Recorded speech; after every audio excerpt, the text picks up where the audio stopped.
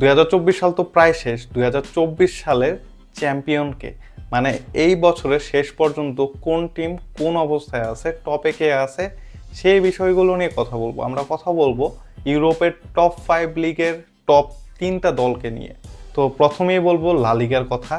লা লিগার টপ 1-এ আছে অ্যাটলেটিকো মাদ্রিদ 41 পয়েন্ট নিয়ে, তারা টোটাল ম্যাচ খেলেছে 18টা। দ্বিতীয় পজিশনে আছে রিয়াল মাদ্রিদ, তারাও 18টা ম্যাচ খেলে 40 পয়েন্ট।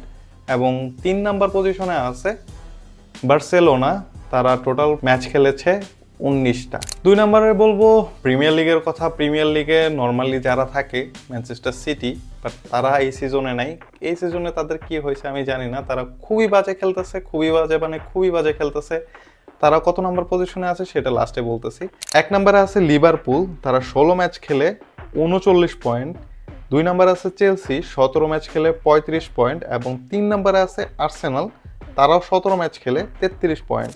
এখানে লিভারপুল 1 ম্যাচ কম খেলে তাদের চেয়ে 4 পয়েন্ট বেশি আছে।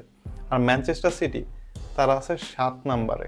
3 নম্বরে বলবো বুন্দেসলিগার কথা। বুন্দেসলিগায় বরাবরই কারা থাকে, গত সিজনে একটু ব্যতিক্রম দেখছি। এই সিজনে যারা থাকার কথা তারাই আছে, মানে বায়ার্ন মিউনিকে আছে। বায়ার্ন মিউনিক টোটাল 15 ম্যাচ খেলে 36 পয়েন্ট। দ্বিতীয়তে আছে গত সিজনের ওয়ান্ডার, 15 ম্যাচ খেলে 32 পয়েন্ট, বায়ার্ন লেভারকুসেন।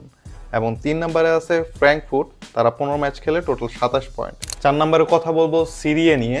সিরিয়ে নিয়ে অত ধরনের মাতামাতি হয় না, তারপরও সিরিয়ে নিয়ে কথা বলবো। সিরিয়াতে 1 নম্বর পজিশনে আছে আটালান্টা, 17 ম্যাচ খেলে 40 পয়েন্ট। 2 নম্বরে আছে নেপোলি, 17 ম্যাচ খেলে 38 পয়েন্ট। এবং 3 নম্বরে আছে ইন্টার মিলান, তারা 16 ম্যাচ খেলে 37 পয়েন্ট। সবার শেষে বলবো লিগ 1-এর কথা। লিগ 1-এর টপে আছে পিএসজি, যারা নর্মালি থাকে তারাই আছে, তারা টোটাল 16 ম্যাচ খেলে 40 পয়েন্ট। 2 নম্বরে আছে মার্সেই 15 ম্যাচে 30 পয়েন্ট। এবং 3 নম্বরে আছে মোনাকো, 16 ম্যাচ খেলে 30 পয়েন্ট। তো এই ছিল 2024 সালের লাস্টের লিগ টেবিলের অবস্থা।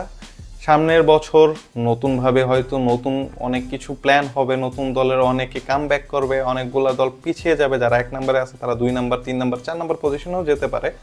বাট আপনার কি মনে হয় কোন দল এবার লিগগুলো জিততে পারে? যেমন আমি প্রেডিক্ট করে দিতে পারি যে এবার হয়তো রিয়াল মাদ্রিদ লা লিগা জিতবে, লিভারপুল প্রিমিয়ার লিগ জিততে পারে, খুবই বেশি সম্ভাবনা আছে। বুন্দেসলিগা লিগ ওয়ানে মোটামুটি শিওর পিএসজি জিততে পারে। তারপর দেখা যাক সিজন শেষে কে টপে থাকে, কারা চ্যাম্পিয়ন হয়।